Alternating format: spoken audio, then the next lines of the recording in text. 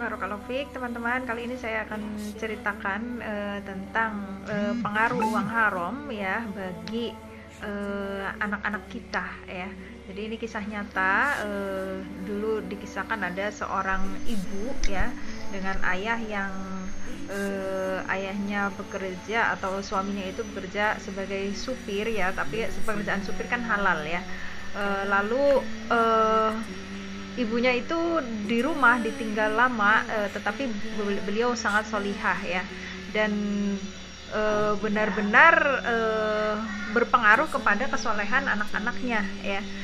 Pada saat sang suami hanya bekerja sebagai supir, sedangkan pekerjaan supir adalah halal ya, tentunya pada saat itu anak-anaknya benar-benar taat beribadah, sholat, tidak menzalimi orang lain, dan benar-benar sangat takut kepada Allah ya.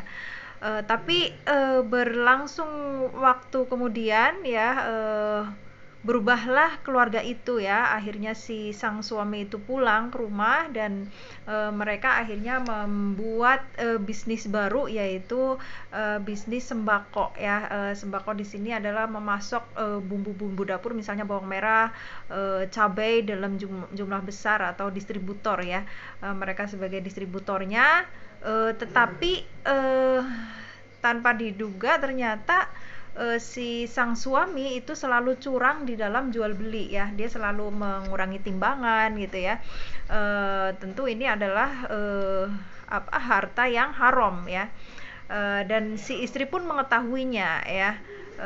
Dan mereka menikmati hasil jeripayah uang haram itu, dengan akhirnya memang sukses ya, kaya gitu kan dengan uang haram itu, karena menipu penjualnya, menipu pembeli ya, mengurangi timbangan gitu.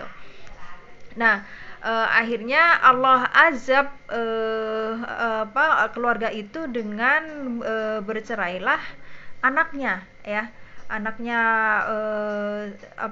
mendapat musibah bercerai ya, karena itu tentunya doa orang tua yang tidak makbul ya, tidak makbul karena memang orang tuanya memakan uang haram. Akhirnya anaknya yang si laki-laki ini menjadi zolim kepada istrinya, dan mereka bercerainya juga karena ada pelakor gitu ya, ada kasus perselingkuhan, laki-laki itu berselingkuh ya. Dan setelah bercerai pun si laki-laki ini yang merupakan anak dari si ibu itu yang makan uang haram, si laki-laki pun sama zolimnya seperti orang tuanya, yaitu tidak mau menafkahi anaknya setelah bercerai ya. Nah, ini tentunya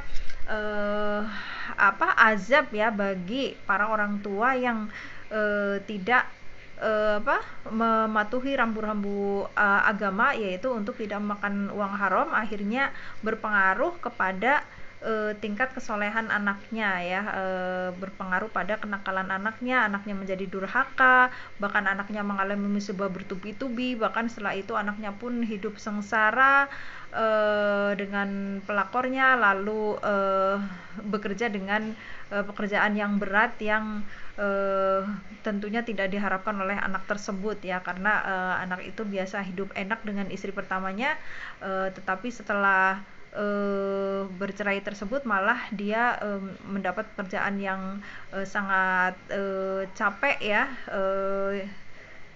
yang tadinya adalah hanya